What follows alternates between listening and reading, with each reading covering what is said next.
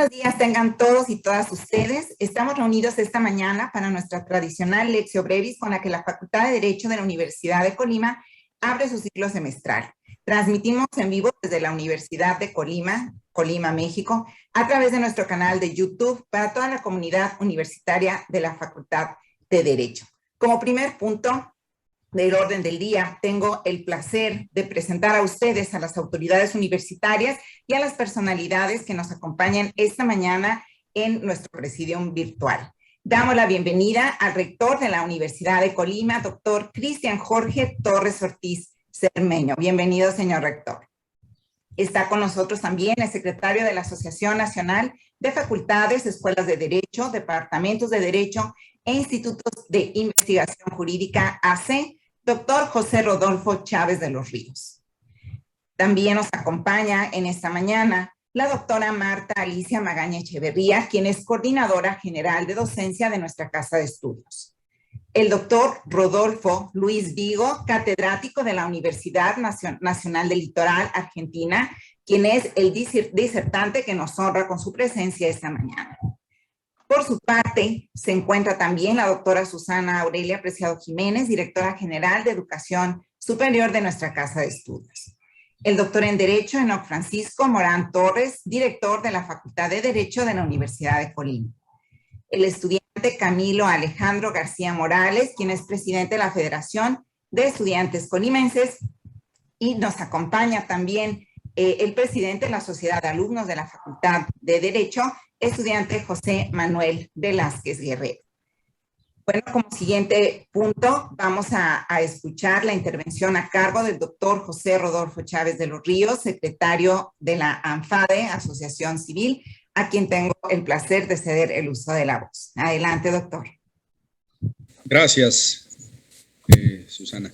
Les agradezco mucho y bueno, pues muchas felicidades a nombre de la Asociación Nacional de Facultades, Escuelas de Derecho, Departamentos de Derecho e Institutos de Investigación Jurídica, Asociación Civil ANFADE, que es nuestra asociación que aglutina a más de 250 facultades de Derecho del país, de aquí en México, y que sin duda tenemos enorme conexión con América Latina, con la FEIDAL, Asociación de Facultades de Derecho de América Latina. Unos saludos afectuosos a todos y cada uno de ustedes.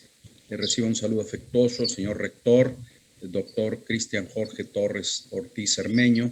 Muchas gracias por la invitación y muchas felicidades por estas actividades internacionales. Recibimos también con mucho agrado al doctor Rodolfo Luis Vigo, de Argentina, profesor de distintas universidades de ese país hermano.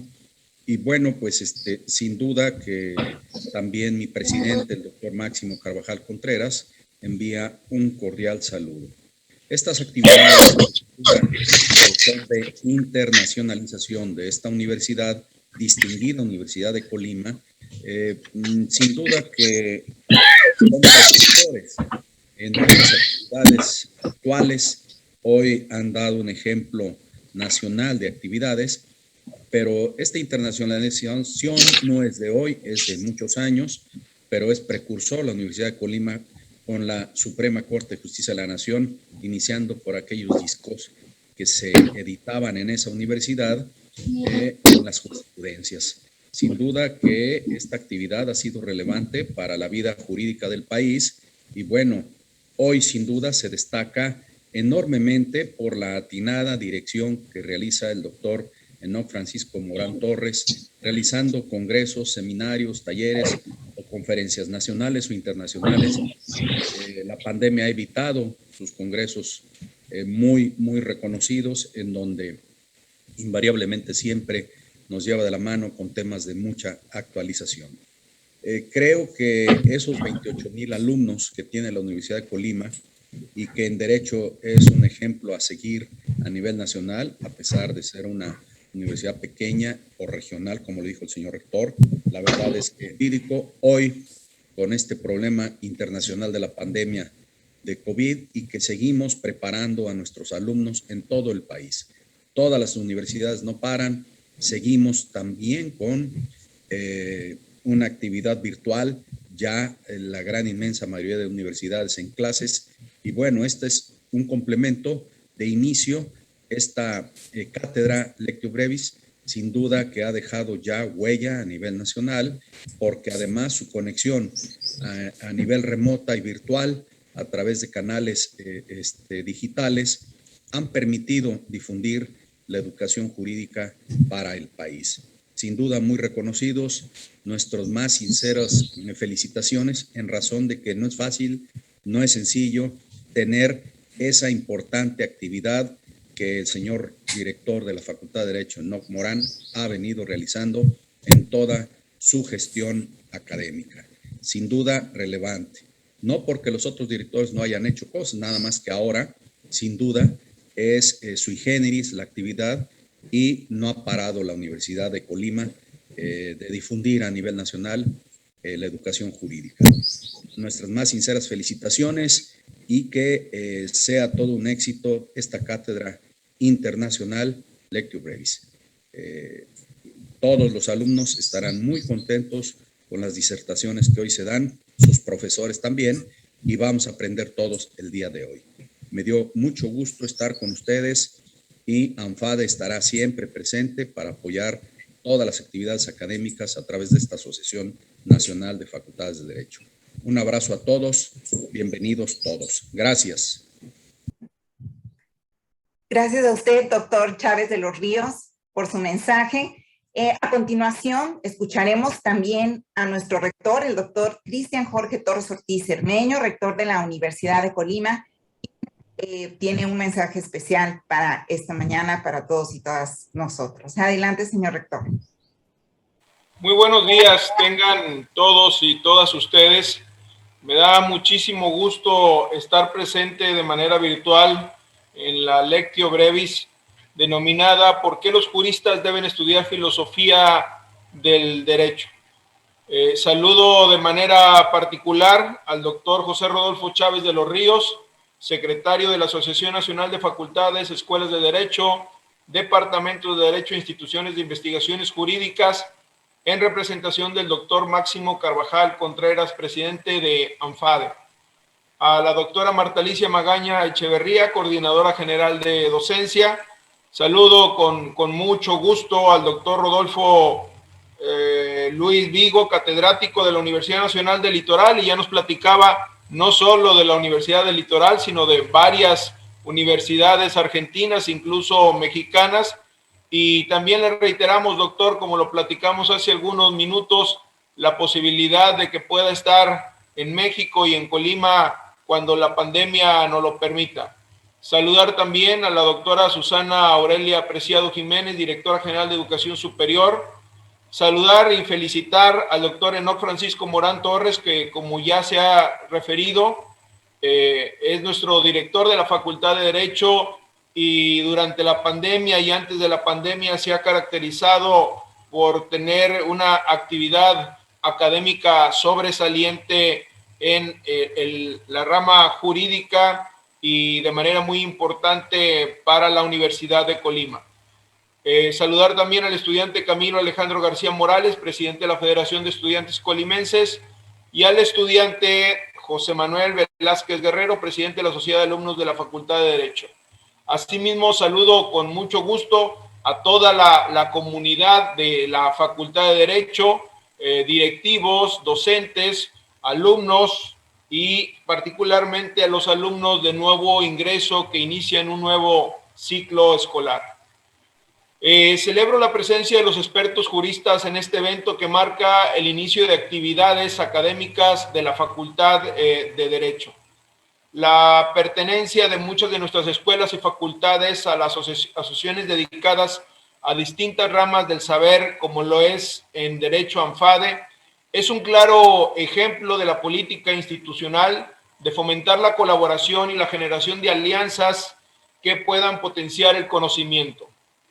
Como ya es una tradición en la Universidad de Colima y particularmente en la Facultad de Derecho, el tema seleccionado para la disertación es relevante para incentivar las reflexiones y pensamiento crítico que acompañarán a los estudiantes, planta docente y directivos a lo largo del semestre. El abordar la importancia del estudio de la filosofía para los juristas abrió también, y lo celebro, la oportunidad de establecer comunicación con el doctor Rodolfo Luis Vigo y ofrecer a la comunidad estudiantil la oportunidad de escuchar a tan distinguido especialista del campo jurídico. Como institución educativa, nuestra prioridad es otorgar los espacios para la formación con la calidad que exige la enseñanza del derecho, por lo que valoramos las gestiones de nuestra facultad de Derecho, para realizar esta Lectio Brevis con la que se da apertura a un nuevo ciclo de la vida académica universitaria. A los nuevos integrantes de la comunidad universitaria de la Facultad de Derecho, mi más cordial bienvenida a la que desde ahora será su casa de estudios, y los estudiantes y académicos que se reincorporan a sus actividades académicas en los demás semestres, nuestro reconocimiento por su perseverancia, compromiso, esfuerzo en esta época tan compleja que nos ha tocado vivir derivado de la pandemia por el COVID-19. A todos ustedes, muchísimas gracias y muchas felicidades por este evento. Gracias a usted, señor rector, por su atento mensaje que sin duda ha sido de gran motivación para todos y todas las que lo hemos escuchado. Como siguiente punto, pues tengo el gusto de presentarles a ustedes a un integrante importante como cada uno de nosotros, de nuestra comunidad académica, que es el doctor Luis Moreno Diego, quien ya tradicionalmente también ha dado lectura a la síntesis curricular de los disertantes que semestre con semestre nos acompañan en este importantísimo acto académico tan querido por nuestra facultad. Adelante, doctor Luis Moreno, un gusto verte esta mañana. Buen día, maestra Susi, buen día a todos y a todas. Tengo el enorme agrado de presentar algunos datos curriculares de un jurista e intelectual que constituye un referente de habla hispana en el mundo de la ciencia y la filosofía del derecho. En efecto, tengo el enorme gusto de presentar al doctor Rodolfo Luis Vigo. Por el accidente del espacio y tiempo, solo mencionaré 3 rubros en esta breve sinopsis curricular para escucharlo mejor directamente al doctor Vigo. Primero, su formación y algunos datos relevantes. El doctor Vigo es abogado por parte de la Universidad Nacional del Litoral, es doctor en Ciencias Jurídicas y Sociales por la Universidad Nacional del Litoral y es licenciado en Ciencias Políticas por la Universidad Nacional del Rosario. Juez de la Cámara de Apelaciones en lo Civil y Comercial de la Ciudad de Santa Fe de 1984 a 1988. Ministro de la Corte Suprema de Justicia de la Provincia de Santa Fe del 88 al 2007. Presidente de la Junta Federal de Cortes y Superiores Tribunales de Justicia de las provincias argentinas desde su fundación en 94 y hasta 1997. Es premio CONEX en 1998 en el rubro Jueces, otorgado a los 5 jueces argentinos más destacados en los últimos 10 años. Es miembro de la Academia Nacional de Derecho y Ciencias Sociales de Córdoba, presidente de la Asociación Argentina de Filosofía del Derecho desde 2006 al 2010, director de la revista de la Facultad de Ciencias Jurídicas y Sociales de la Universidad Nacional del Litoral, director de la separata Realidad Judicial, editada por la ley y cuyo consejo de redacción integra los presidentes de la Asociación de Magistrados y Funcionarios de la Justicia Nacional, de la Federación Argentina de la Magistratura, de la Junta Federal de Cortes y Superiores Tribunales de Justicia de las provincias argentinas y del Centro de Estudios para la Justicia de las Américas, con sede en Chile. Es director de la colección Monografías Jurídicas, editada por LexisNexis, profesor consultor del Instituto Interamericano de Derechos Humanos de Costa Rica. Segundo apartado, su práctica docente e investigación. El doctor Vigo es profesor e investigador de la Pontificia Universidad Católica Argentina, con sedes en Buenos Aires y Rosario. Catedrático de Introducción al Derecho y Filosofía del Derecho en la Universidad Nacional del Litoral. Es catedrático de Ética Profesional, Teoría y Práctica de la Interpretación Jurídica y Filosofía del Derecho en la Universidad Austral de Buenos Aires. Miembro del Consejo de Investigaciones de la Pontificia Universidad Católica Argentina de Buenos Aires. Miembro del Comité Académico del Doctorado en Derecho en la Facultad de Ciencias Jurídicas y Sociales de la Universidad Nacional del Litoral. Es miembro del Consejo Editorial de la revista Prudencia Iuris, de la Facultad de Derecho de la Pontificia Universidad Católica Argentina de Buenos Aires. Finalmente, y tercer bloque, algunos de sus libros. Son muchos. Algunos de sus libros: Constitucionalización y Judicialización del Derecho. Constituye el volumen 41 de la colección internacional Universidad Javeriana de Colombia, de 2012. También fue editado por Porrúa en México en 2013. Otra obra, Cómo argumentar jurídicamente, por Aveledo Perrot en Buenos Aires, 2012. Interpretación y argumentación jurídica, problemas y perspectivas actuales, coeditada con Carlos Alarcón Cabrera, editada en Marcial Pons, 2011. También Argumentación Constitucional, Teoría y Práctica, coeditada por el doctor Vigo y el doctor Manuel Atienza, en Biblioteca Porrúa de Derecho Procesal en México, 2011. Códigos de ética judicial, derecho disciplinario y justificación de la ética del juez, con el ministro en retiro Juan Díaz Romero, doctor Andrés Ollero Tazara y por supuesto el doctor Vigo, en la serie Ética Judicial número 19 del 2010, Suprema Corte de Justicia de México. También las causas del derecho, de Aveledo Perrot. Solo mencionaré los títulos por cuestión de tiempo. Reflexiones filosóficas de la división judicial, suplencia de la queja total en los juicios electorales, 2009. Razonamiento jurídico, ciencia del derecho y democracia en Carlos Santiago Nino, en 2008. Ética y responsabilidad judicial del 2007. Perspectivas filosóficas, otras obras, La injusticia extrema no es derecho, otra, El naturalismo actual, y finalmente Los principios jurídicos. Gracias, doctor Vigo, por presidirnos en esta lección prima. Gracias por conformar este escenario, esta disertación inaugural de nuestra ya tradicional Lectio Brevis. Bienvenido. Un gusto que esté con nosotros. Gracias, doctor Luis. Y bueno, pues sin más, damos paso a la disertación del doctor Rodolfo Luis Vigo, intitulada ¿Por qué los juristas deben estudiar filosofía del derecho? Bueno, por supuesto, muy honrado. Agradezco en la persona del señor rector de la Universidad de Colima, al resto del presidium que hoy nos acompaña. Me siento muy honrado de que se me haya brindado la posibilidad de este espacio académico en una universidad, por supuesto, que conozco al menos de referencia y que ojalá tengamos la oportunidad de conocerlo de manera directa.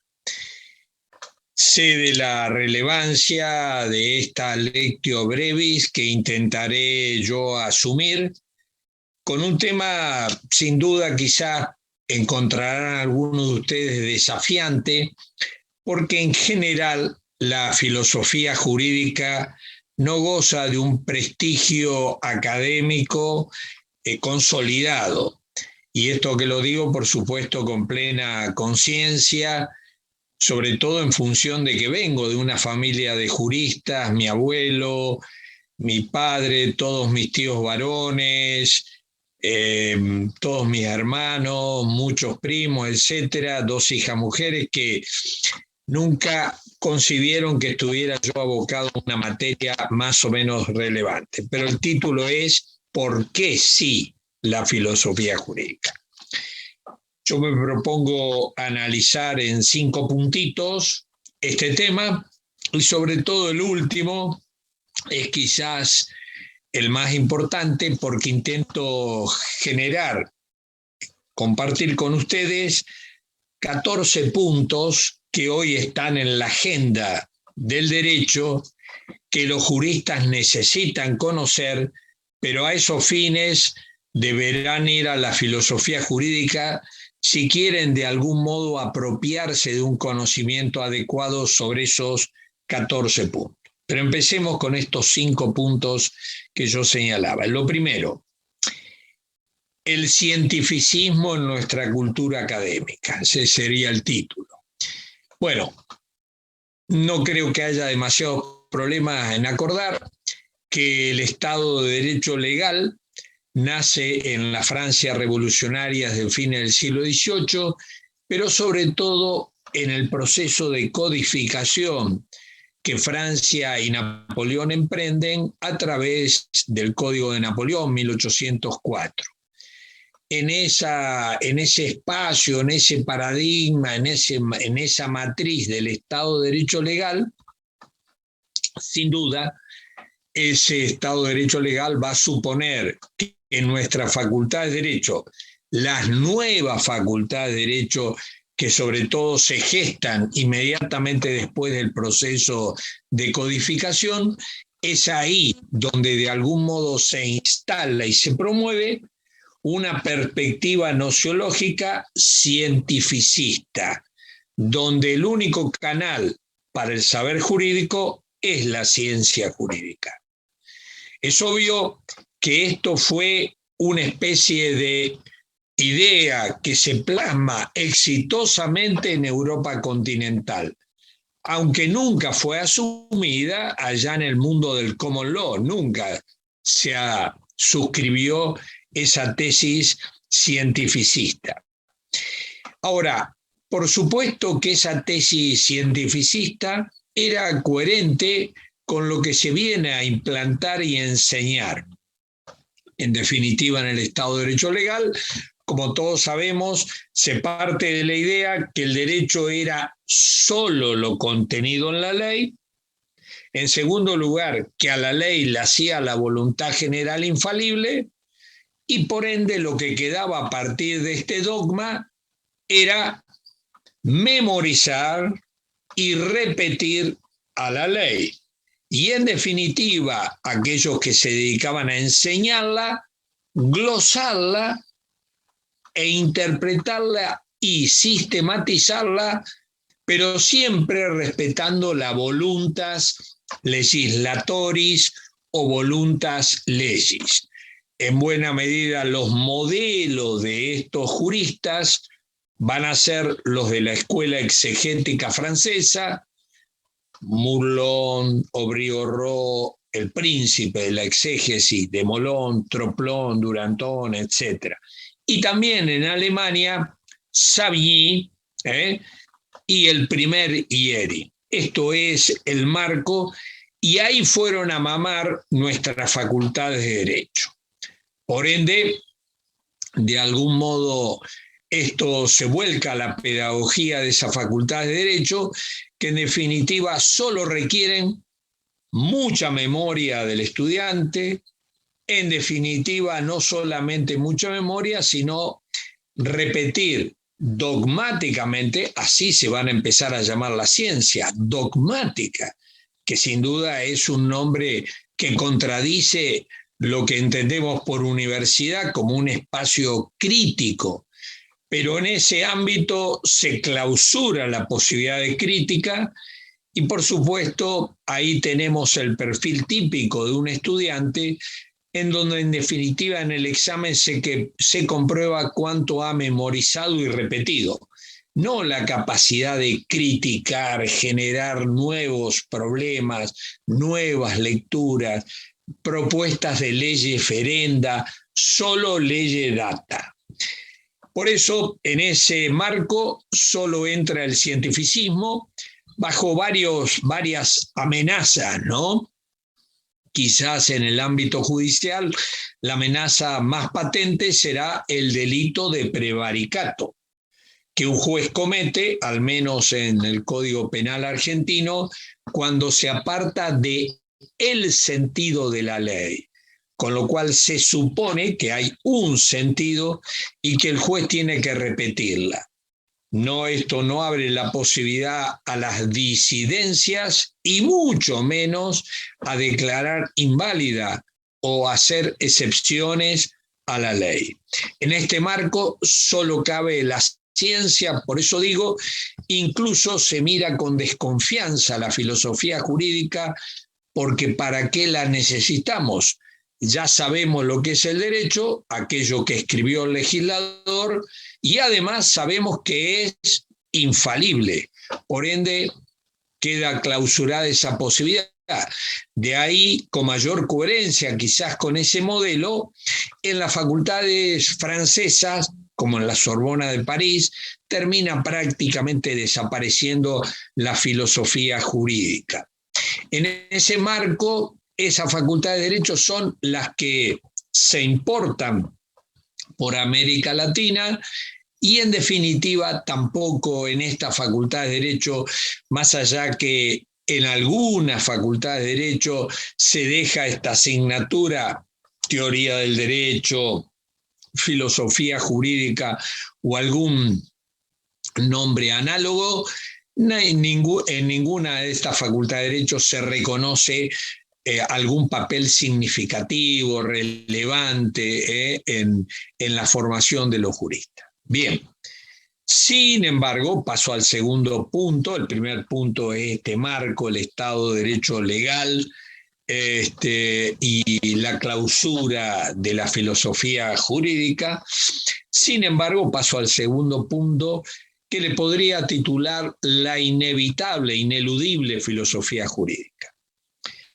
Es indudable que la filosofía jurídica, en definitiva, necesariamente, cualquier jurista que se tome en serio su condición de jurista, de profesional del derecho, por supuesto que se requiere, si lo quiere asumir a ese rol con alguna coherencia y además raigambre, raíz sólida, se necesita de alguna teoría del derecho, algún concepto del derecho, algún criterio para valorarlo al derecho. Por eso uno podría decir que, como el personaje de Molière que hablaba en prosa sin saberlo, cualquier jurista en serio necesita de alguna filosofía jurídica. Y el iuspositivismo legalista, de algún modo, estaba subrepticiamente una cierta filosofía del derecho. ¿Qué era el derecho? Lo definido en la ley. ¿Cuál era el único saber? La ciencia jurídica, no había otro saber. ¿Qué cabía después de la ciencia? Repetirla. Bouche de la loi. Por eso ese profesional, ese profesor francés, Buñet, decía sin sonrojarse: yo no enseño derecho civil, enseño código de Napoleón. Bueno, claro, por supuesto, a pesar de todo esto, ahí implícito había una cierta filosofía del derecho que se negaba, ¿no? Y es interesante aquí, por ejemplo, un teórico del derecho como fue Alf Ross, estamos hablando ya década del 40, década del 50, que incluso explícitamente decía que la filosofía del derecho no estaba en consideración autónoma, y por eso se atrevía a hablar solamente de algunos problemas de la filosofía jurídica que prestaban un servicio a la ciencia jurídica. Sin embargo, como se ha encargado de mostrar a un autor, en fin, muy recordado, Kalinowski, la filosofía del derecho que estaba presente implícitamente en las obras de Alf Ross, a pesar de que explícitamente lo negaba. Y esto de algún modo también lo podemos ver en Kelsen, que hay ahí una filosofía del derecho, aunque él se propuso, como lo dijo en el prólogo de la teoría pura del derecho, la primera edición, y no lo suprimió en la segunda edición, estamos hablando de la década del 30, ahí dice que él se propone con esa obra elevar la ciencia jurídica al rango de una verdadera ciencia, objetiva y exacta. Bueno, sin duda, incluso en otro autor contemporáneo, por supuesto que respeto y aprecio, Luigi Ferrajoli, también él habla, cuando le toca hablar del saber jurídico, habla de un modelo integrado de ciencia jurídica, solo ciencia jurídica, aunque dentro de la ciencia jurídica, las 4 ramas del modelo integrado de ciencia jurídica que reconoce ahí la filosofía jurídica, pero dentro de la ciencia jurídica. En todos estos autores, sin duda, está presente la filosofía del derecho, y en algún trabajo que tenemos específicamente nos hemos dedicado a cuáles son las respuestas que aún estos autores que de algún modo optan explícitamente por el cientificismo. Estamos hablando del positivismo decimonónico, legalista, ese de la escuela exegética francesa. Estamos hablando de Kelsen, estamos hablando de Ferrajoli, estos autores que en definitiva terminan devaluando, suprimiendo o subsumiendo la filosofía jurídica dentro de la ciencia jurídica. Hay una cierta filosofía. Por eso ponía este segundo título, la inevitable filosofía jurídica, ¿no? Es que ahí en definitiva, subrepticiamente, siempre está, siempre está. El tercer punto que me gustaría hablar, ahora sí, como el tercer punto es la urgencia y la necesidad y el crédito que hoy se le presta a la filosofía del derecho, ahora sí, en tiempo del Estado de Derecho constitucional. Ustedes saben que Europa comienza a desmontar al Estado de Derecho legal a partir de Nuremberg, porque en Nuremberg se condena a los jerarcas nazis por cumplir la ley y violar el derecho. La Constitución alemana del 49 introduce esta distinción entre ley y derecho y, por supuesto, esto supone un enorme desafío para una nueva teoría del derecho que se haga cargo de que cumpliendo la ley podemos violar el derecho, incluso esto generarnos responsabilidades penales. Bueno, Europa a lo largo del a la segunda mitad del siglo XX, sobre todo en las 3 últimas décadas del siglo XX, termina de perfilar el nuevo modelo de Estado de Derecho que conocemos con el nombre Estado de Derecho Constitucional. Bien, en ese Estado de Derecho Constitucional, por supuesto, ahora sí, sin disimulos, aparece la necesidad y urgencia de la filosofía del derecho. De algún modo podríamos decir 3 testimonios que avalan esta tesis.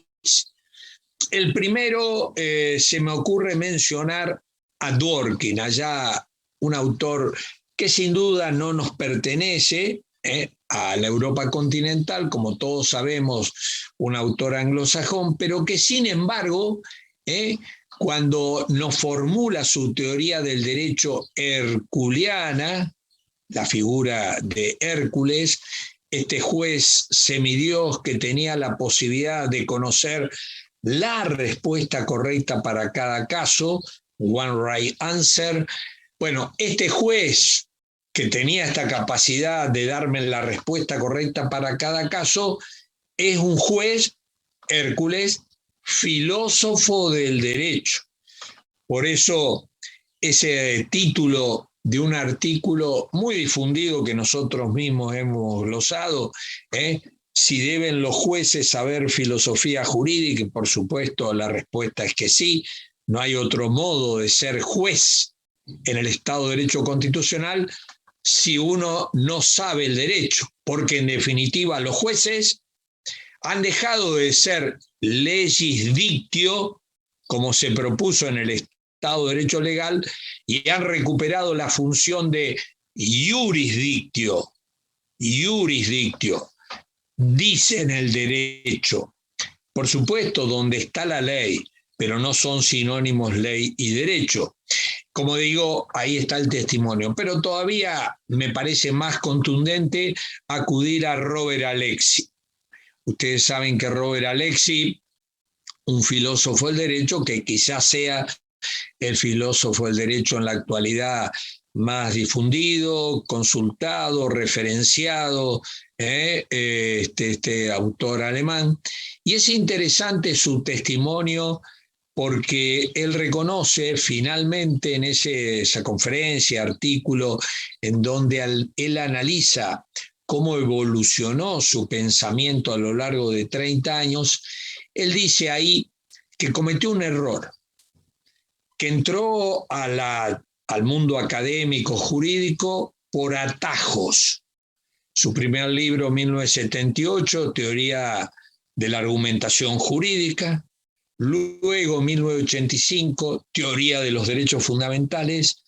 Y finalmente llega en la década del 90 la obra que él reconoce de madurez, la que debió ser la primera obra, Concepto y validez del derecho. Obvio, por ahí tendría que haber entrado, que es el derecho, antes de hablarme de los derechos fundamentales, antes de hablarme de la argumentación jurídica, la argumentación en el derecho. Por eso es un testimonio elocuente. Y el tercer testimonio me parece nuestro amigo Manolo Atienza, nuestro querido amigo Manolo Atienza, con quien tuve el honor de hacer, por encargo de la Cumbre Judicial Iberoamericana, las 22 Cortes Supremas de Iberoamérica, el Código de Ética Judicial para Iberoamérica que aprobó la Cumbre de las Cortes Supremas de Iberoamérica en el 2006. Bueno, Manolo con Ruiz Manero escribieron ese artículo que salió publicado también ahí en México, en la revista Isonomía.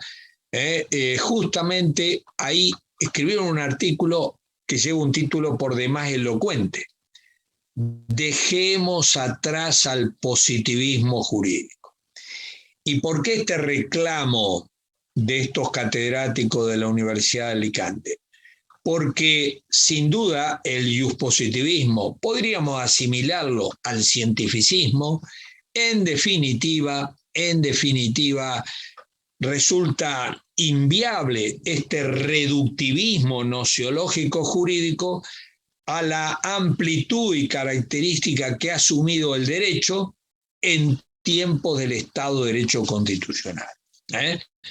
Ahí está. Y quizás el último testimonio, el del mismo Bobbio. Ustedes saben que Bobbio fue un autor, por supuesto, kelseniano, iuspositivista también, pero es muy interesante porque en la década del 70 Bobbio alcanza a sacar un libro que recopila algunos artículos que se llamó Da la estructura a la funzione, ¿no? Y ahí, de algún modo, incluye un testimonio muy elocuente, donde Bobbio dice: yo creí saber qué es el derecho limitándome a Kelsen, es decir, sabiendo cómo era el derecho. Pero como en Kelsen se suprimía para qué el derecho, dado que en Kelsen el derecho es una mera técnica para dirigir conductas bajo la amenaza de coerción, una técnica donde no entra el fin del derecho, y justamente lo que confiesa Bobbio es que no podemos saber el derecho si suprimimos la preocupación por el fin, por la función del derecho. Nosotros mismos hemos trabajado y hemos escrito algo sobre el funcionamiento, la teoría funcional del derecho en Bobbio, aunque desgraciadamente Bobbio no profundizó, no se dedicó a la filosofía del derecho luego de este testimonio de abandonar a Kelsen, y más bien se siguió dedicando al tema de la teoría política, etcétera, etcétera. Bueno, este es un poco el testimonio que sin duda pone en la agenda de la filosofía jurídica. Yo mismo lo he dicho reiteradamente, como, en fin, he experimentado en mi vida. Yo estoy vinculado al mundo académico desde hace, en fin, 50 años, y yo entré recién, cuando me gradué a los 22 años, yo entré recién a la justicia a los 38 años, había planificado mi vida dedicándome a la vida académica, básicamente, a pesar de que, como dije, vengo de familia de jurista, y mi padre tenía un bufete de abogado, un estudio jurídico, en fin, relativamente importante. A mí me interesaba el mundo académico y nunca pensé que podía terminar la justicia, pero cuando vuelve la democracia se me brinda la oportunidad de entrar a la justicia. Entré con bastante dudas, recelo, Sin embargo, por supuesto, esa experiencia de 23 años en la justicia y sobre todo 19 años como juez constitucional, como ministro de la Corte Suprema de Santa Fe, solo jueces constitucionales, control de constitucionalidad. Tenemos una estructura judicial diferente a México. Nosotros los poderes judiciales estaduales, provinciales, tenemos primera instancia, segunda instancia, y las Cortes Supremas solo atendemos recursos de inconstitucionalidad y solo cabe recursos respecto a la sentencia que dictamos nosotros ante la Corte Suprema, distinto a ustedes que tienen la posibilidad del amparo ante los jueces federales. Nosotros, en fin, la única posibilidad de revisión a nuestra sentencia es un recurso, en fin, muy estrecho que solo puede abrirse ante la Corte Suprema Nacional. Bueno, como digo, yo mismo he experimentado que cuando empecé, en fin, la filosofía jurídica, asumí resignadamente que carecía de todo valor frente a, en fin, a los que se dedicaban a los códigos. Pero fui experimentando con sorpresa que, en fin, me fueron mostrando los intereses de las editoriales, de otras universidades, de otras facultades de Derecho, y me fui creyendo que para un argentino es algo relativamente fácil superar y que nuestra autoestima se desborde. Usted sabe lo que nos cuesta a los argentinos ser humildes, y de pronto fui dándome cuenta que parecía que me estaba dedicando a algo importante, que nunca me lo había imaginado, y como dije, ni mi padre se lo creía. Y bueno, fui mostrando que en fin, que la materia mía parecía ser importante y cada vez más importante, ¿no? Y un poco esto se debía no a lo que yo aportaba a la materia, sino a mi materia, ¿eh? Bueno, y esto parece notable, que hoy será muy difícil comprender y operar el derecho, como lo vamos a demostrar en los 14 puntos, sin un poco de filosofía del derecho, claro. Será muy difícil, sin asumir alguna respuesta filosófica. Por eso, quizás hoy uno tendría que decir, ustedes pongan sospecha que lo dice un argentino y encima filósofo del derecho, que me parece que, en fin, para ser ministro de una corte, bueno, algo de filosofía jurídica se necesita, porque se necesita saber qué es el derecho. Dime qué piensas del derecho y yo te diré de qué penal vas a hablar, de qué civil vas a hablar, de qué constitucional vas a hablar, de qué laboral vas a hablar. Porque vos vas a hablar de un adjetivo, civil, constitucional. Y lo que estoy reclamando es que primero hables del sustantivo que vas a adjetivar, del derecho a secas. Bueno, el cuarto punto. Ahora viene una cierta prevención. Ok, vamos a la filosofía del derecho, abramos nuestra cátedra de filosofía del derecho, asumamos lo que me propone la Universidad de Colina. ¿Por qué tenemos que ir a estudiar filosofía del derecho? Pero alguna prevención. La primera, no estamos postulando filosofismos para superar al cientificismo. No queremos ningún ismo. Se trata del saber integral del jurista, que sepa ciencia, pero antes que sepa un poco de filosofía jurídica. Y después, el tercer saber, que sepa que hay un saber específico muy complicado, que sepa también aplicar el derecho en los casos concretos. Uno puede ser un gran científico, un gran filósofo del derecho y un pésimo juez o un pésimo abogado. Ni filosofismo, ni cientificismo, ni casuismo. Por eso, la primera prevención, saber jurídico integral. La segunda prevención, una filosofía del derecho, como reclamaría Bobbio, una filosofía del derecho hecha por juristas, no por filósofos. No queremos una filosofía del derecho como la que escribió, incluso con ese título, Hegel, donde el derecho era un simple lugar exigido por un sistema filosófico. No, una filosofía del derecho hecha por juristas. La tercera, una filosofía del derecho práctica, que el derecho, obvio.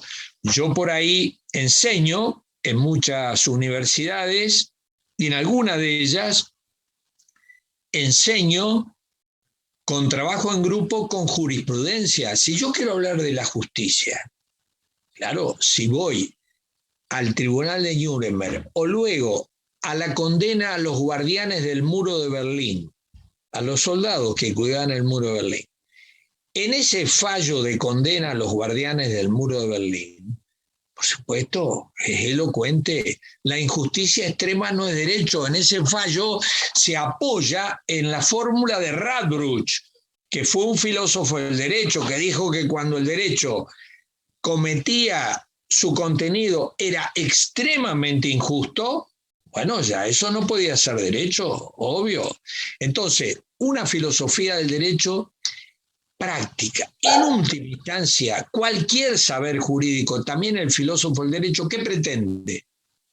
Un mejor derecho, que la conducta que regula el derecho sea la mejor, la que provea la mayor justicia, el bien común, favorezca la vida en la sociedad. ¿Para qué queremos filósofos del derecho?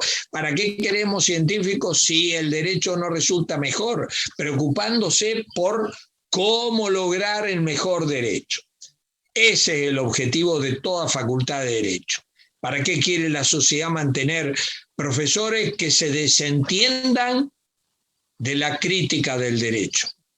Por eso digo, una filosofía del derecho. Además, en cuarto lugar, una filosofía del derecho que, por supuesto, esté muy preocupada por la jurisprudencia. El derecho, como dice un autor francés, es una obra colectiva que, cierto, empieza el constituyente, no de la nada, pero empieza el constituyente y termina en los tribunales. Ahí es el banco de prueba de todo derecho. Por eso, un filósofo del derecho que ignore la jurisprudencia está bajo sospecha de que no esté hablando del derecho. Y además, diría en quinto lugar, una filosofía del derecho preocupada, como diría Tarufo, por la verdad. Por la verdad. La verdad es condición de la justicia. Y preocupada por la justicia, de cómo logramos que cada uno se quede con lo que corresponda. La idea es la democracia. Una democracia, por supuesto, ajustada al derecho. Este es el sentido del derecho, limitar al poder y de algún modo limitarlo reconociendo ciertos derechos inalienables que nadie me los puede suprimir. Y finalmente, una filosofía del derecho que se abra a la vida social sin juridicismo y a la historia. Nosotros hemos creado los encuentros internacionales de filosofía del derecho para el mundo latino. Teníamos en el 2020 en la UNAM, yo tenía que disertar ahí justamente, desgraciadamente, el 1, 2 y 3 de julio del 2020, y justamente en esa filosofía del derecho para el mundo latino la hemos creado porque América Latina tiene que generar también su propia agenda. La chapamama. Eso no es persona jurídica, como dice la Constitución de Ecuador. Por supuesto que en Harvard o en Yale o en Oxford no se va a estudiar este tema. Lo tenemos que estudiar nosotros, que es un tema de filosofía del derecho. Pero bueno, sin juridicismo y también con fuerte esta carga histórica, ¿no? Que no niega lo permanente que hay, por supuesto, ¿eh? Pero bueno, vamos al quinto punto, que es el punto más importante. 14 temas de la agenda de los juristas que ninguna facultad de Derecho, me parece, puede prescindir. A ver, lo primero, el concepto del derecho. Y aquí caben, y voy a tratar de alguna manera simplificar mi lectura. Yo he dado estos temas, como lo sabe el maestro Francisco Morán Torres, he dado temas, en fin, diplomados sobre estos temas mucho ahí en México. Pero bueno, el concepto del derecho. Muy simplificadamente, hay como 3 conceptos del derecho centrales. O uno se asume ius positivista, no hay más derecho que el puesto y reconocido como tal, y cualquier contenido puede ser derecho, si lo quisiéramos decir como lo dice Ferrajoli invocando Hobbes, autoritas, non veritas, facin lege. Es el derecho, es la autoridad, perdón, y no la razón, la verdad, la justicia. Es la autoridad la que pone la ley y le pone cualquier contenido.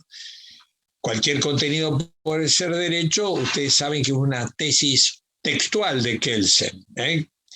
Bueno, entonces uno asume una postura positivista o asume una postura no positivista. La teoría no positivista, en sus distintas versiones, sea la versión no positivista más constructivista, kantiana, Kant sobre todo fundándose en Kant, el caso de Alex y el caso de Atienza, o sea, una postura no positivista más bien aristotélica, atomista, sea el caso de Fini, Andrés Ollero, en fin, no positivista, que sostienen. La tesis es que no cualquier contenido puede ser derecho, y que hay algún contenido necesario para que sea derecho. Por eso, la enseñanza de Alexis, para que exista el derecho se requieren 3 elementos. Por supuesto, lo primero, que existan normas, que existan órganos, que existan algún ordenamiento jurídico, ok. Pero ese es el primer elemento. El segundo elemento, que se requieren que esas normas sean vigentes, sean eficaces, ¿eh? Aquí invocará un poco a la teoría de Ross. Pero el tercer elemento que lo hace ser el concepto del derecho alexiano no positivista es que hay que ver el contenido que se puso en ese derecho. Y cuando el contenido del derecho es manifiestamente, inequívocamente y gravemente injusto, inmoral, irracional, como el derecho extremadamente injusto, ¿cómo voy a admitir que es derecho aquello que incluye una violación grave y evidente de los derechos humanos? Por supuesto que esto no puede ser derecho. Pensar en este derecho sería una especie de masoquismo ilustrado, ¿eh? Entonces, el derecho nazi no es derecho, ¿por qué?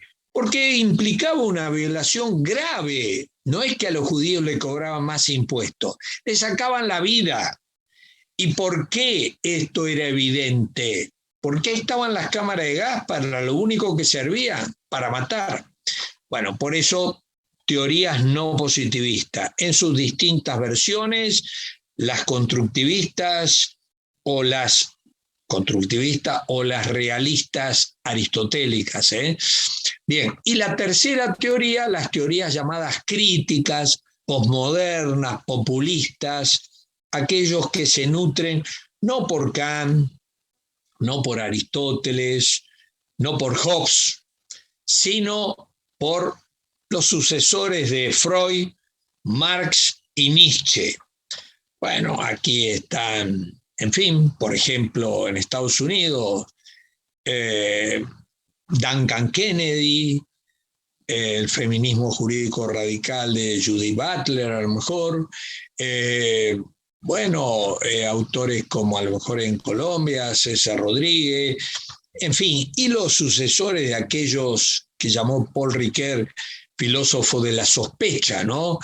O sea, estoy hablando de Foucault, Derrida, Lyotard, Rorty, en fin, Gramsci. Bueno, muy bien. Esto es lo primero. ¿Cómo no voy a exigirle al titular de contratos que me diga qué es el derecho? Y claro, que luego explique su materia con un poco de coherencia. Porque si él ha dicho yo soy positivista, no cabe ir afuera del derecho como diría Ferrajoli. No podés ir fuera del derecho. Eso es una falacia ética. Entonces, por eso digo, exigirle al titular de contrato algún concepto del derecho. Y para saber lo que es el derecho, no basta todo lo que él sabe de contratos. Todo el tratado que escribió sobre contratos, lo lamento, tendrá que ir a las clases de filosofía del derecho, a saber primero qué es el derecho y luego corroborará si está enseñando o escribiendo sobre derecho de contractual con coherencia. Porque si es incoherente, ni la madre lo podrá entender, porque la coherencia es una exigencia lógica del razonamiento. Muy bien, lo primero entonces, como digo, este concepto del derecho. Segundo tema de la agenda. En el derecho hay solo normas, hay solo principios o hay normas y principios. Claro, probablemente si uno escoja la postura kelseniana, el iuspositivismo legalista e incluso Ferrajoli, no le interesan los principios. El mismo Ferrajoli dice, a mí, yo no soy neoconstitucionalista como Alexis, como Atienza, como Dworkin, porque esos autores son justnaturalistas. Y además son principialistas. Y además son argumentativistas. A mí no me gustan los principios. Yo no he trabajado la argumentación. Bueno, por supuesto, esta visión positivista prefiere hablar de normas, de seguridad jurídica. Bueno, si uno escoge una postura no positivista, admitirá que además de normas hay principios. Como lo dice Alexis, ¿no? Las normas tienen 4 problemas, a veces no hay, a veces hay contradictorias, a veces obviamente hay que entenderlas, y hay que recurrir a principios para poder entenderlas, y en cuarto lugar, a veces hay que dejarlas de lado o hacer excepciones.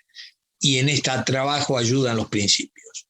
O de algún modo, como dicen los críticos, bueno, vamos solo a los principios que ahí me permiten, como dice Kennedy, transformar al jurista en un político. El derecho es política, lucha por el poder, como lo reconoce explícitamente Kennedy. ¿Y los juristas qué nos dedicamos? A la política. No estoy diciendo que el derecho tiene que ver con la política, porque esto lo dijo Aristóteles. El derecho queda absorbido por la política, sea por la economía, por la psicología, por lo que sea. Bueno, entonces, este segundo problema que le digo a todos los juristas, aún a los más encumbrados, vos entendés que en el derecho hay solo normas, solo principios o normas y principios. Y si decís que hay normas y principios, bueno, claro.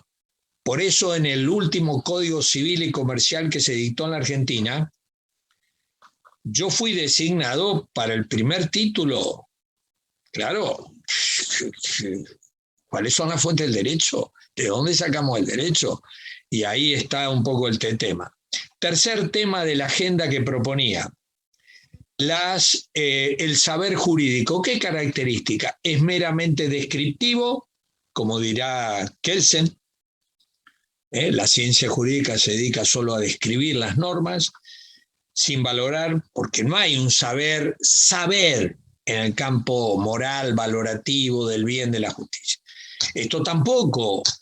También lo suscribe Ferrajoli, Dice Ferrajoli, los valores se asumen, pero no se justifican racionalmente. Ya lo dijo en su primer libro, Derecho y Razón, prologado por Bobbio. su maestro en filosofía jurídica ya cuando estaba en Camerino. Bueno, entonces, como digo, ¿solo un saber descriptivo del jurídico o es un saber también valorativo? Hay razón en el campo moral.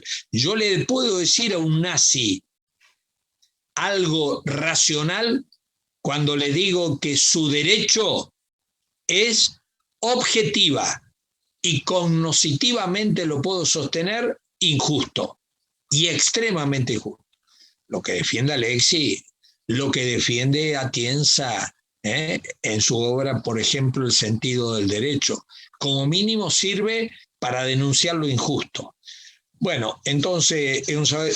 Y en el caso de los críticos, ningún saber. Ustedes saben que Nietzsche explícitamente niega el saber, porque en el fondo el que invoca el saber quiere dominar al que le va a enseñar su saber.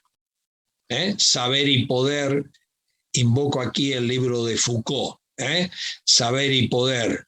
En definitiva, la clave para entender las relaciones humanas es la dominación.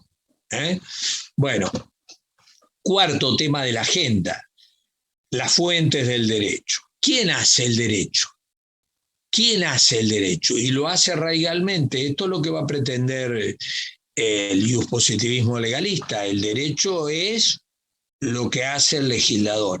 Esto de algún modo parte de la base también Kelsen. El objeto de la ciencia se va a dedicar a describir las normas que han sido puestas por el órgano que está indicado en la norma superior, cadena de validez, etcétera, etcétera.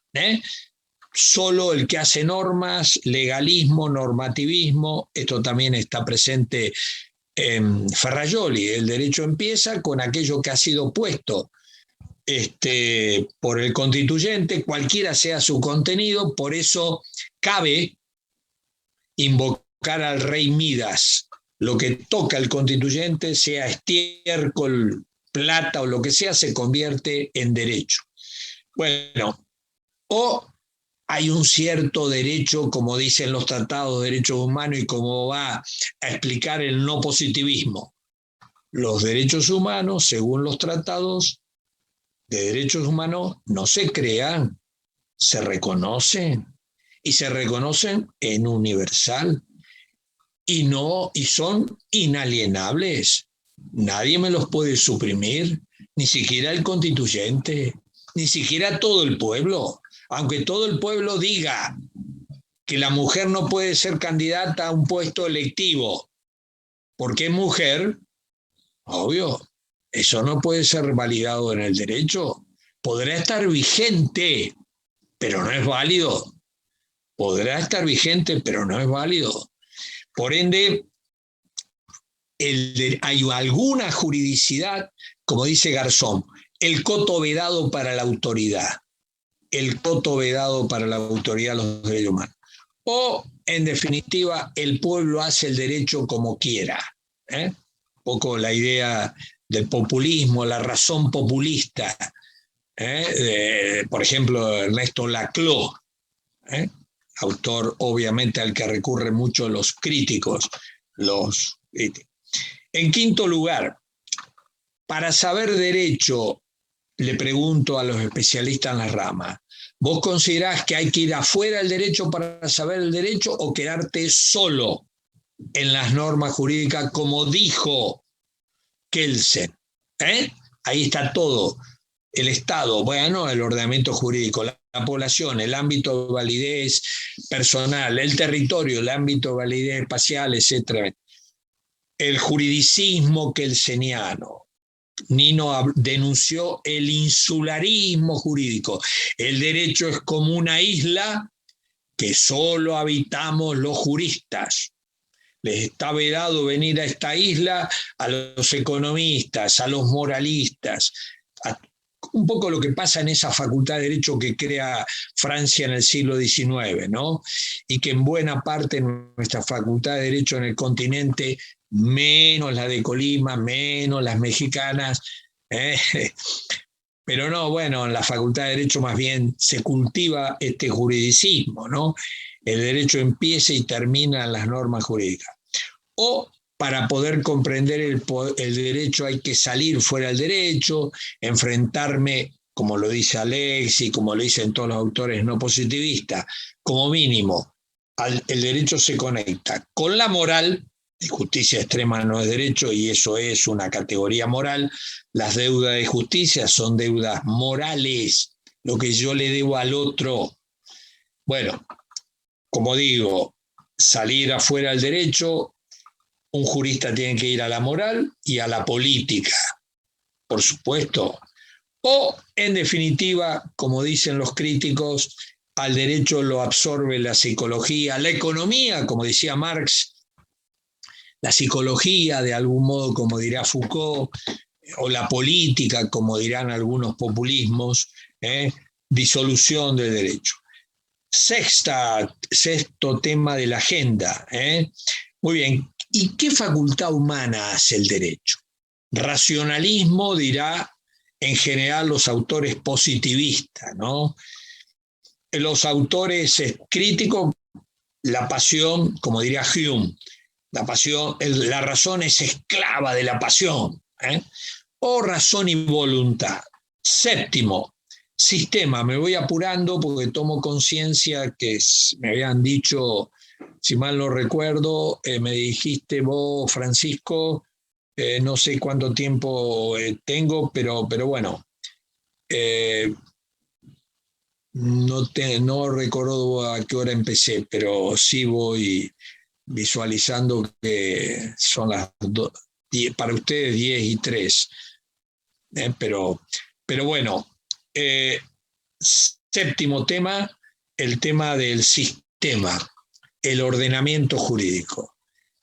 Necesitamos ordenar el derecho, dirán, por supuesto, Kelsen, antes en el siglo XIX, el sistema de derecho romano actual, esa es la obra que funda la ciencia jurídica moderna, es de Savigny, un sistema jurídico fuerte, sabemos dónde empieza y dónde termina, jerárquico, completo, no hay lagunas, bueno, coherente, lo que dirá en última instancia el sistematicismo o el sistema fuerte típico del positivismo.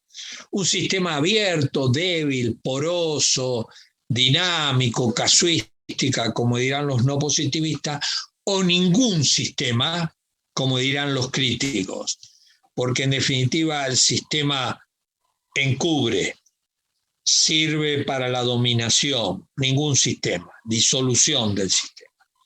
Octavo, ¿qué espacio le dejamos a la ética del jurista? Por supuesto, en el positivismo, no, lo dijo la Declaración de los Derechos del Hombre y del Ciudadano. El único límite para la libertad es la ley. Claro que esto estamos en complicaciones, por eso los no positivistas les gusta hablar de ética. Por supuesto, ¿cómo no va a importar la ética de un juez?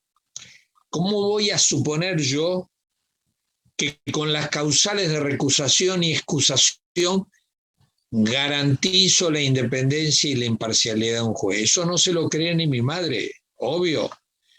La libertad del juez que va a elegir, viene un voto a favor del actor, un voto a favor del demandado, y lo digo yo, quien hizo durante 23 años hizo sentencias.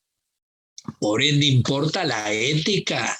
Y esto también, ¿cómo no va a importar la ética del abogado?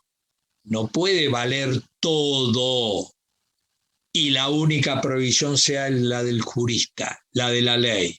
En tiempos de pandemia, ¿cómo no va a importar la conciencia ética del que está enfermo y sale a enfermar? Aunque el derecho no pueda regular eso, por supuesto. Entonces, la ética. ¿Cómo vamos a dejar que siga enseñando o litigando aquel que, por ejemplo, ha acosado sexualmente al alumno, ha acosado sexualmente a su cliente, se ha quedado con lo que defendía en ese juicio? ¿Cómo no nos va a importar? ¿Cómo no vamos a enseñar ética profesional? Por eso la UNAM, y conozco bien el código de ética que sancionó la Universidad de la UNAM hará poco, 4 o 5 años. Lindo código de ética. Y ni hablar de la ética de los jueces. Alguna colaboración tuve con el Código de Ética de la Magistratura Federal, que fue creado allá en tiempo de la presidencia obviamente de Azuela, de Azuela Huitrón, Juan Díaz Romero también, colaboré con él, con Juanito, y cómo no nos va a importar la declaración, en fin, lo que digo, la ética. Por ende, para los positivistas basta la ley. Para los no positivistas, por supuesto que necesitamos la ley, pero necesitamos también la ética, la conciencia, y fíjense al extremo que importa esto en el common law. A Bill Clinton, por mentir en su defensa, en el impeachment, le sacaron la matrícula de abogado por mentir.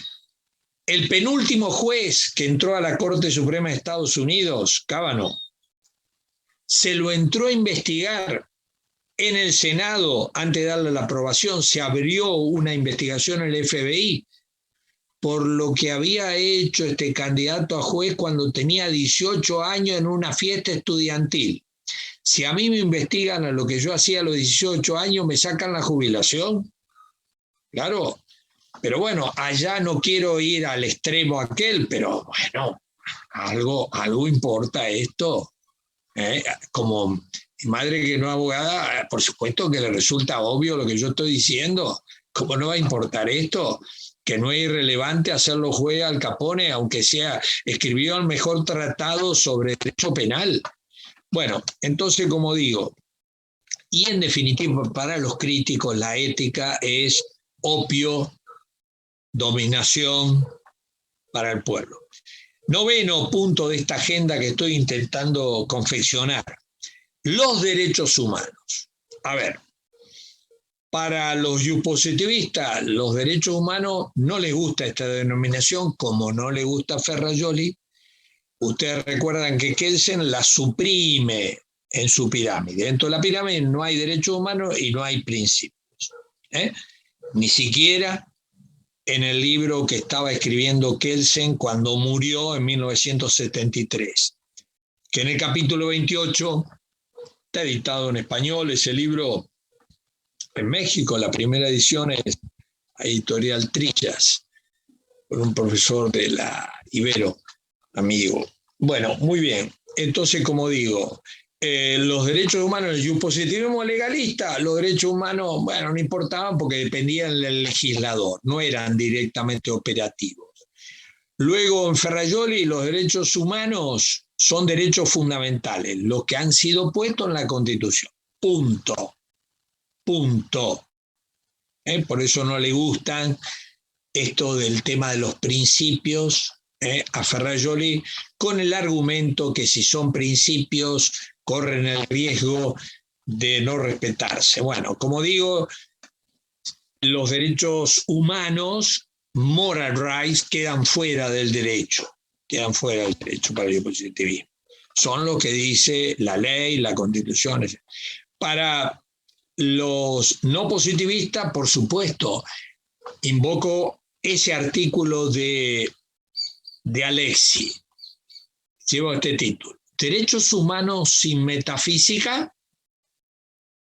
Por supuesto que la respuesta de Alexi es, claro, sin algo de metafísica nadie puede hablar con coherencia de derechos humanos. ¿Quién es el titular de los derechos humanos? ¿Es la orangutana Sandra la titular de los derechos humanos? Esto primero tenemos que saber quién es el titular de los derechos humanos. Y para responder esta pregunta antropológica, un poco de antropología, un poco de metafísica, como diría Alexi. Claro, en definitiva, para los críticos, los derechos humanos no importa que sean, porque son un arma de combate, de lucha muy eficaz con fuerte carga emotiva, y esto basta porque el derecho es política, lucha por el poder. 10º, el tema del lenguaje, 10º punto, ¿no? ¿Qué pasa con el lenguaje? Bueno, para los positivistas, sobre todo importa el lenguaje científico. En buena medida podemos invocar una lectura lingüística que remite al primer Wittgenstein. Bueno, para los no positivistas, pluralidad del lenguaje científico, lenguaje juridizado, lenguaje vulgar, lenguaje provisto por ciencias no jurídicas, ADN, terremoto, etc. Pluralidad. Y para los no positivistas, un instrumento privilegiado de la lucha, en la carga emotiva del lenguaje, por supuesto, todo esto que sin duda encontrar palabras que lo expresen es muy importante.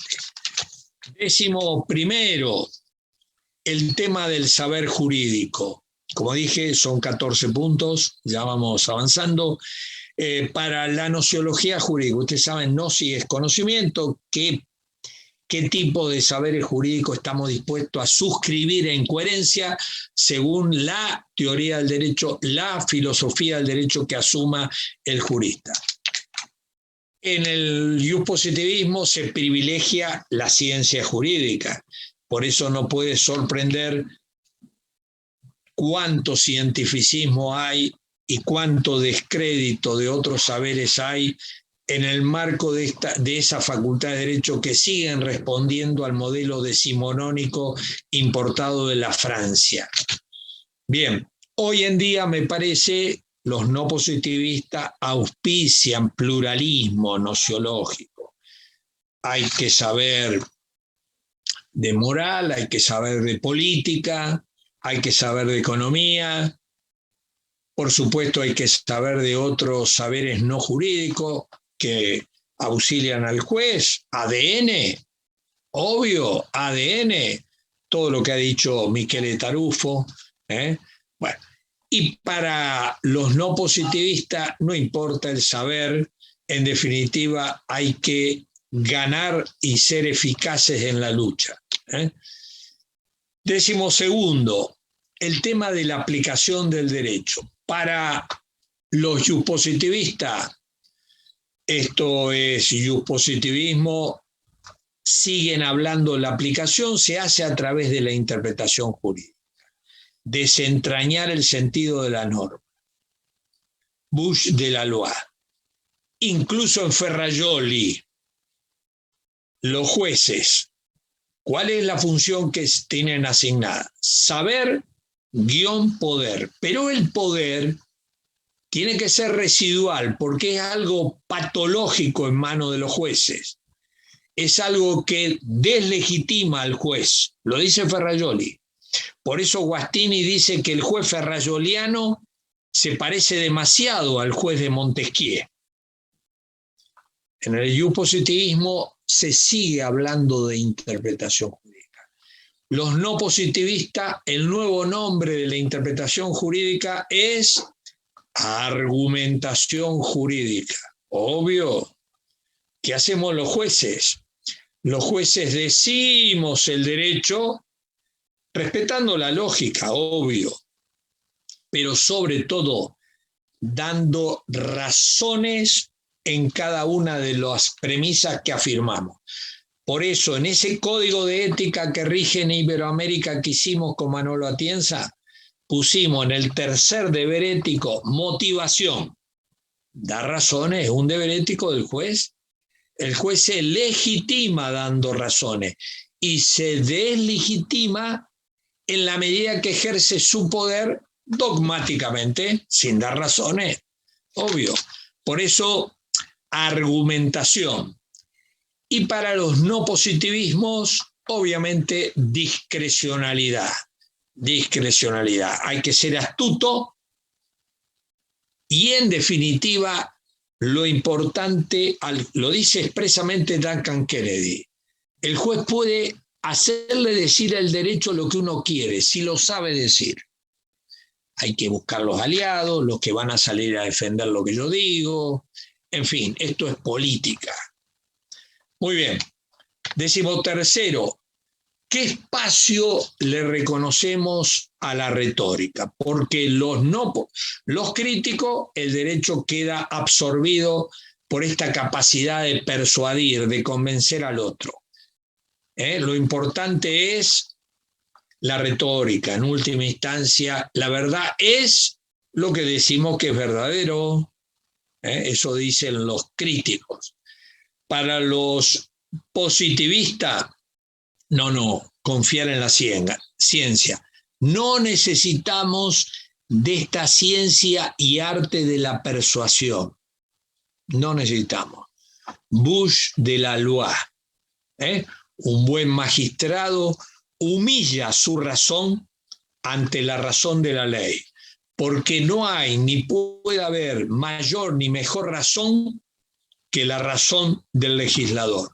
Lo dijo ese profesor francés, Moulon del siglo XIX. Bueno, prevaricato, apartarse del sentido de la ley. Por eso cuando yo le reclamaba a mi padre entre la ingenuidad de cuando me estaba formando, obviamente mi padre padecía estas preguntas mías y entre otras tantas preguntas. Fui a mi padre y le digo, papi, ¿por qué no nos enseñan retórica? Porque leí en Aristóteles que es importante auxiliar a la verdad y a la justicia. Es importante auxiliar a la justicia y a la verdad con retórica. Porque si uno pone esa cara para hablar en nombre de la verdad y la justicia, lo más probable es que nadie lo dijera. Entonces, como digo, bueno, mi padre me decía, hace muy bien en no enseñar retórica, hay que repetir la ley, con eso basta y sobra. Bueno, creo que hoy sabemos que, por supuesto, es importante acompañar a la verdad y a la justicia con capacidad retórica, con esa ciencia y arte que enseñó Aristóteles, practicó Cicerón en el siglo I, por supuesto que practicó Cicerón en el siglo I antes de Cristo, y por supuesto que se enseñó y se sigue enseñando en las universidades del Common Law. Pero aquí, al hilo de las universidades del siglo XIX, desapareció la retórica. ¿Cómo no voy a interesarme por aquello que me van a enseñar a saber decir lo que tengo que decir de una manera persuasiva? Por eso hay que recurrir a Aristóteles, a Cicerón, a Quintiliano y a Perelman, a la nueva retórica de la década del 50, 1950, nueva retórica. Claro, para los críticos, solo retórica. Y finalmente, 14º, el tema de los casos de los que se ocupa el jurista. ¿Cuál es la visión de estas tres, dicho de una manera muy esquemática, elemental, escolar? Bueno, la confianza de los positivistas es que los juristas nos íbamos a enfrentar a casos fáciles. El caso que íbamos a recibir los juristas era un caso individual de un caso genérico previsto en una norma. Entonces los juristas lo que teníamos que hacer es buscar la norma en la pirámide, desentrañamos el sentido y aplicamos por medio de un silogismo. Eso no existe, obvio. Por eso los no positivistas que dicen, no, el trabajo profesional es mucho más complicado. Lo primero, tenés que conocer los hechos, por supuesto, y esto es muy complicado, porque un perito te dice que se suicidó y este otro perito dice que lo mataron.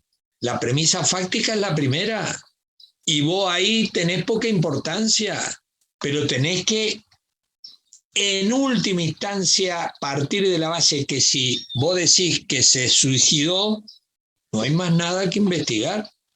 Caso fácil. Pero el problema es si decís que lo mataron y ahí empieza tu trabajo.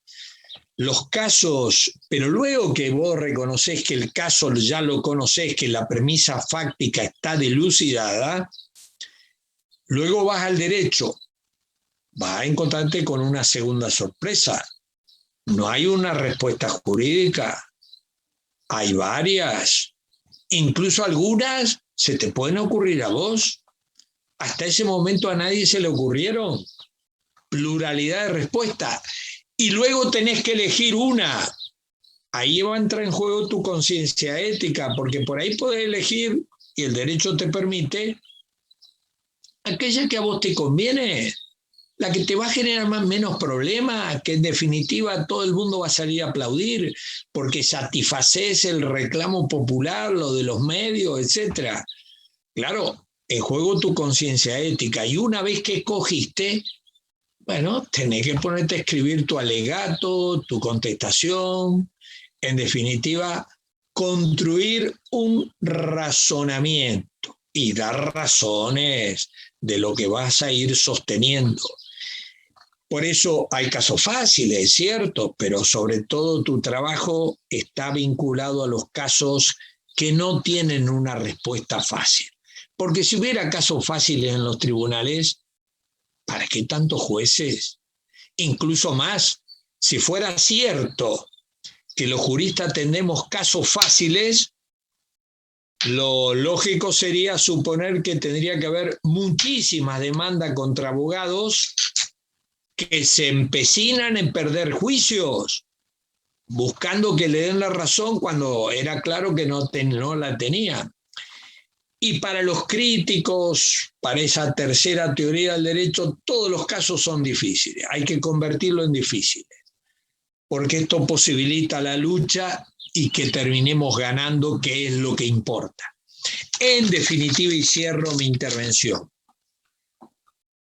Como ustedes ven, la agenda de 14 temas y que algunos más se podría ampliar, por ejemplo, superación de las ramas, bueno, varios más, pero yo quise reducir esta exposición, pero digo, hay que advertir que, claro, aunque yo me haga cargo de los 14 temas, todavía no sé lo que es completamente el derecho, pero indudablemente estos problemas que yo he mencionado y algunos más están en la agenda de la formación del jurista. No podemos insistir en formar los juristas como se imaginaron que se podían formar, obviamente allá Napoleón en sus orígenes, porque él por eso estuvo tan preocupado cuando salió su primer comentario al código, que se le atribuye que dijo: mi código está perdido. Bueno, claro, el código está perdido porque no es todo el derecho. Por ende, como digo, no basta estos 14 temas, pero son condición necesaria, pero no suficiente en la formación de un jurista. En consecuencia, ustedes pondrán todas las prevenciones que hoy a la mañana les habló un filósofo del derecho.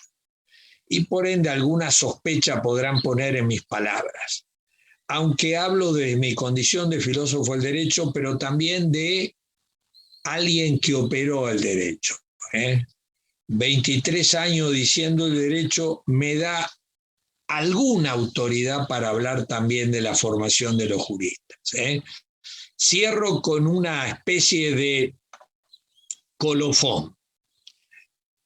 Cuando venía un jurista, un candidato a incorporarse a la corte como ayudante, seguramente si era medalla de oro, yo tenía cierto prejuicio, porque sobre todo era argentino, se imaginarán, venía subido al caballo. Entonces suponía que mis preguntas van a estar orientadas a una especie de examen como se le había hecho a lo largo de su carrera. Yo le iba a preguntar por tal artículo, por tal autor, y claro, estaba en condiciones de repetirme. Pues no. Yo quería que él me ayudara a ser jurista, juez. Entonces yo le daba un expediente. Le dije: mira, niño, joven, vos te vas con este expediente, vení dentro de 2 semanas. ¿Qué me traes? Me traes un informe de los problemas que identificaste en este expediente. ¿Ok? Problemas regulatorios, jurídicos, problemas fácticos, problemas lingüísticos, problemas lógicos y problemas axiológicos. Ok. Una vez que identificaste esos problemas, vos me traes las respuestas en plural, con los argumentos a favor y los argumentos en contra. Y el tercer punto de ese informe, tu respuesta, la que vos optaste con tus argumentos a favor.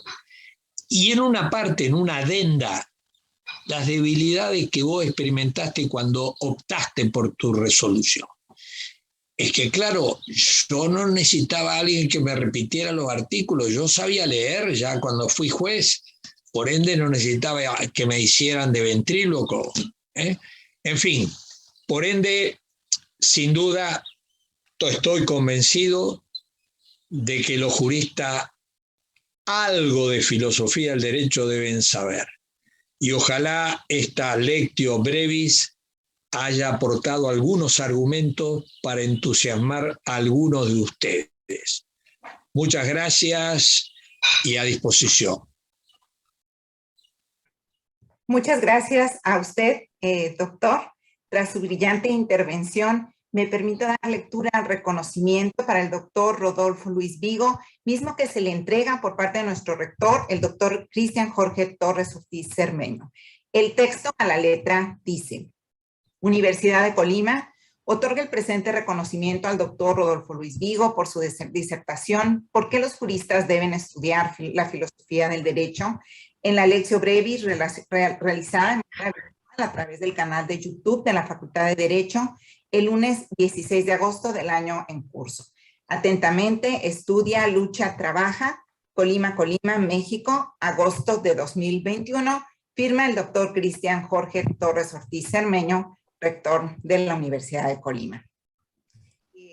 Como último punto de este solemne acto, los invitamos a ustedes a escuchar y a entonar nuestro hermoso himno universitario, letra y música del maestro Jaime Ignacio Quintero Corona.